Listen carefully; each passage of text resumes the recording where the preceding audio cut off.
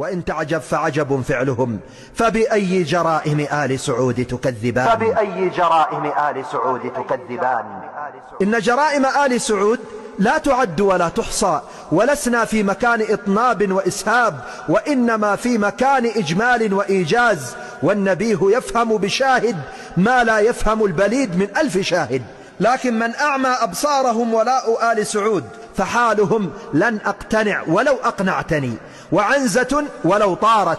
وإني لأعلم أن من يوالون آل سعود ويطبلون لهم إذا سمعوا خطبتي هذه سيقولون كلام حق يراد به باطل، ويقولون إنكم تحسدوننا على نعم الله علينا وعلى ما من الله به على هذا البلد من البترول، وأننا متمسكون بوحدتنا وولاة أمورنا والحمد لله حنا بأمن وأمان، إلى غير ذلك من الأقوال. صدق الله إذ يقول قلبوا لك الأمور حتى جاء الحق وظهر أمر الله وهم كارهون.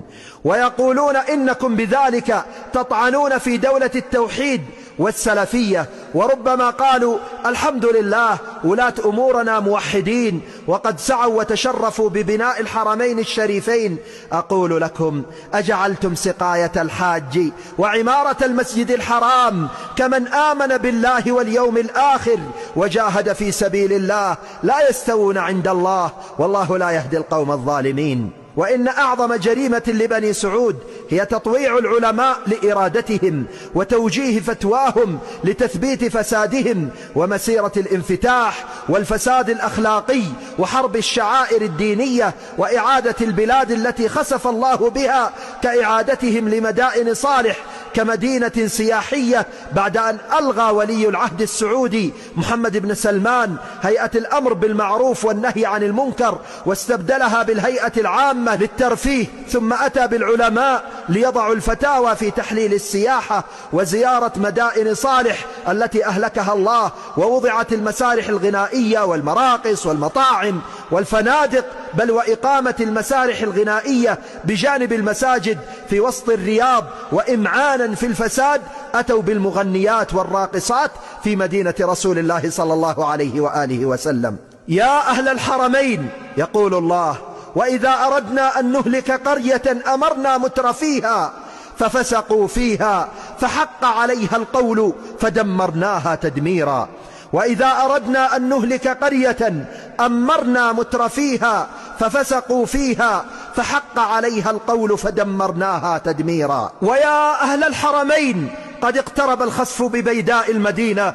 يا أهل الحرمين، اتقوا الله يا عباد الله، وخذوا حذركم وخذوا على يد الظالم وانتهوا عما أنتم فيه، ولا يستخفنكم فساد هذه الأسرة إلى سخط الله وغضبه، فإن جرائمهم في العراق وسوريا واليمن وفي داخل الجزيرة وفي قطر وفي غيرها من العالم شاهدة على أن آلاف الناس في داخل هذه الشعوب يدعون بتعجيل العقوبة عليهم. فإياكم ثم إياكم أن يصيبكم العذاب معهم.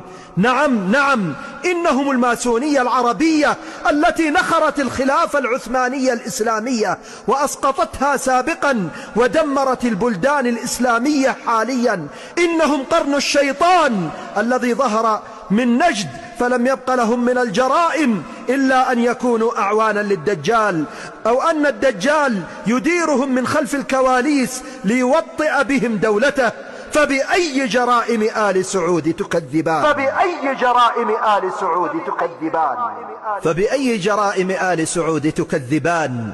يا خائن الحرمين، الشرك أنطقنا ونصب صنم زاد الجرح إيلاما، ولم تحفظ لبيت الله حرمته وخنت حق الله دينا وإسلاما، وأقدس الأرض فوق الأرض قاطبة نصبت قربها أوثانا وأصناما، نصبت في جدة تمثال حرية لتحيي لأمريكا العز أعواما، ودنست عفة شعب بعهر قانية فسقا وتدنيسا لدين الله هداما، ملأت ساحل البحر لهوا وعربدة والعزف يصخب بالفسق أنغاما، ولست قدوتنا والعهر شيمتكم وأنت للفسق أستاذا وعلاما، جلبت الخزي عارا بكل عارية.